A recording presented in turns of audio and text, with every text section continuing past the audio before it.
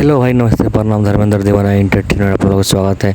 भोजपुरी का सबसे पहले खबर देखने के लिए धर्मेंद्र दीवाना एंटरटेनमेंट को आप लोग सब्सक्राइब करें। देखिए, पावर स्टार को जो पत्नी है, जो ज्योति सिंह, वो एक बच्चा खिला रही है अपना गोद में। ठीक है, देखिए, पावर स्टार पवन सिंह की जो पत्नी अपने बच्चा जो गोद में खिला रही है, वो बच्चा किसका है, या पवन सिंह का या किसका है, ये तो अभी तक पता नहीं चल पाया है। पता लगते ही आप लोग हम लोग कंफर्म करेंगे। पर चैनल को सब्सक्राइब करके रखिए और छोटका भाई के द्वारा प्यार दीजिए।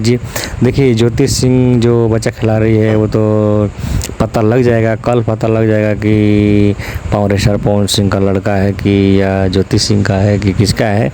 ठीक है, अब पता चल जाएगा। अभी तो पता नहीं चल पाया है, उनका घर में लड़का हुआ है, किसका है किसका नहीं है वो अभी पता नहीं चल पाया है। पता लगते ही हम कंफर्म करेंगे। आप लोग चैनल को सब्सक्राइब करके रखिए। ज्योति सिंह बहुत मायूस होकर खिला रही है बच्चा को। अब पवन सिंह बोले हैं कि जल्द से जल्द गूंजेगा